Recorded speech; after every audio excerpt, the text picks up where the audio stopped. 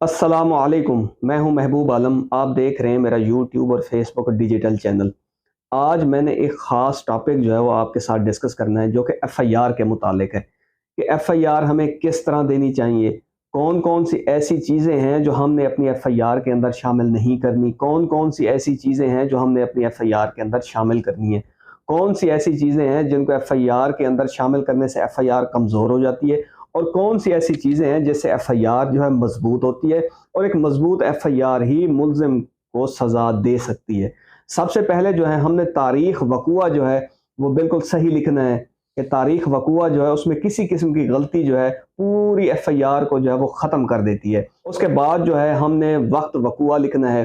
कोशिश करनी है कि हमें जो वक़्त वक़ूआ है वो तकरीबन का लफ़्ज़ इस्तेमाल करना चाहिए। यानी कि तकरीबन 6 बजे, तकरीबन 8 बजे, यानी कि तकरीबन का लफ़्ज़ इस्तेमाल करना है टाइम के साथ। उसके बाद जो है वो जो इल्ज़ाम अलैहान है एफ़आईआर के अंदर उसकी तादाद लिखनी है कि एफ़आईआर में हम कितने इल्ज़ाम अलैहान को शामिल कर रहे हैं। अक्सर औक़ात ये चीज़ देखने में आई है कि एफ़आईआर के अंदर इल्ज़ाम अलैहान की तादाद कुछ होती है, और जब आगे हम एफ़आईआर रीड आउट करते हैं तो उसके अंदर जो है स्पेसिफ़िक रोल नहीं होता किसी मुल्ज़िम के साथ। यानी कि अगर किसी मुल्ज़िम के साथ स्पेसिफ़िक रोल नहीं होगा तो इसका मतलब है कि उसकी हद तक जो जुर्म है वो काबिल ज़मानत है, वो आसानी के साथ उसकी ज़मानत हो जाएगी। तो इसलिए हमें कोशिश करनी चाहिए कि जितने भी हमने इल्ज़ाम अलैहान को अपनी एफ़आईआर का हिस्सा बनाया, सबके साथ एक स्पेसिफ़िक रोल होना चाहिए। और दूसरी इस बात का ख़्याल करना चाहिए कि किसी भी मुल्ज़िम को हमने बिला वजह एफ़आईआर के अंदर शामिल नहीं करना। यानी कि अगर कोई मुल्ज़िम एफ़आईआर के अंदर शामिल नहीं है तो आपने उसको नहीं लिखना। अगर आप लिखेंगे तो दौरान तफ्तीश वो मुल्ज़िम जो है वो बेगुनाह हो जाएगा, जिससे आपकी पूरी जो एफ़आईआर है वो कमज़ोर हो जाएगी। और जब मुकदमे के अंदर चालान आएगा और क्रॉस एग्जामिनेशन होगा तो जो गैर ज़रूरी जिसको आपने मुल्ज़िम बनाया आसानी के साथ वो बरी हो जाएगा। इससे जो बकिया मुल्ज़मान होंगे वो भी आसानी के साथ बाइज़्ज़त बरी हो जाएंगे।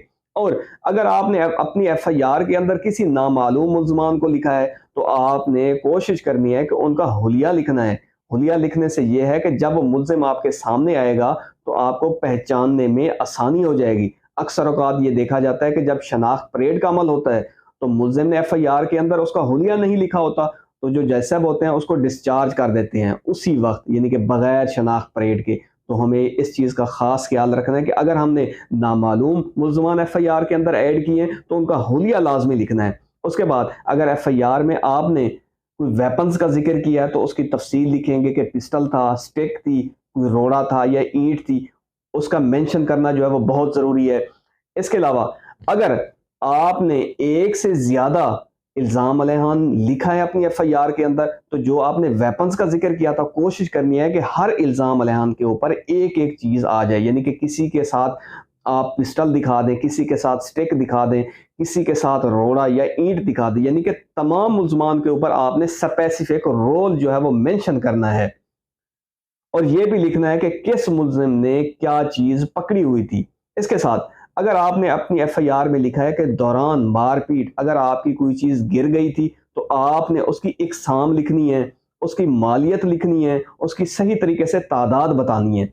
इसके साथ एफ़आईआर के अंदर जो आगे सबसे ज़्यादा जो अहम चीज़ होती है, वो किसी भी एफ़आईआर के गवाहान होते हैं। अगर वक़ूए में एक से ज़्यादा गवाहान हों, तो आपने कोशिश करनी है कि उन गवाहान को ऐड करना है जो कि पढ़े लिखे हों, काबिल हों, जो हर चीज़ को समझते हों।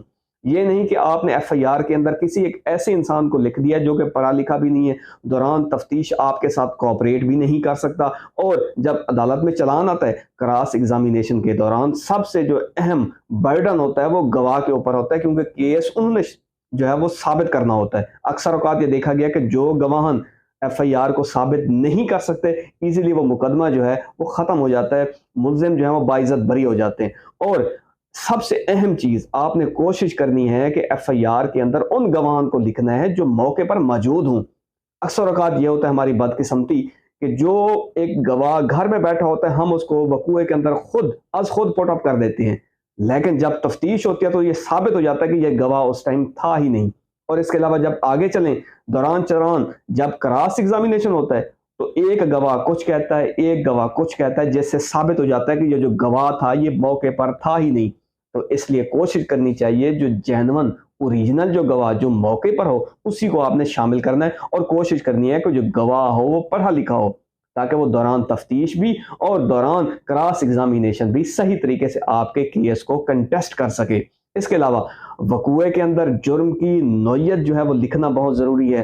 اکثر اوقات میں نے یہ چیزیں نوٹ کی ہیں کہ ایف آئی آر کی تحریر جو ہے وہ کچھ ہوتی ہے، جبکہ جو جرم ایجاد کیا جاتا ہے وہ کچھ اور ہوتا ہے۔ اس سے آسانی کے ساتھ جو ہے وہ ملزم جو ہے ایف آئی آر سے نکل جاتے ہیں۔ اس لیے کوشش کرنی چاہیے کہ جس طریقے کی ایف آئی آر ہو، جرم بھی بالکل اسی نوعیت کا ہو۔ یہ نہیں کہ ایف آئی آر کچھ اور جرم کی جو نوعیت اس کے اندر لکھی گئی ہو وہ کچھ اور۔ اس کے علاوہ ایف آئی آر کی ایک مین چیز ہوتی ہے وجہ اناد، یعنی کہ ایف آئی آر کے لاسٹ میں وجہ اناد لکھنا بہت ضروری ہے۔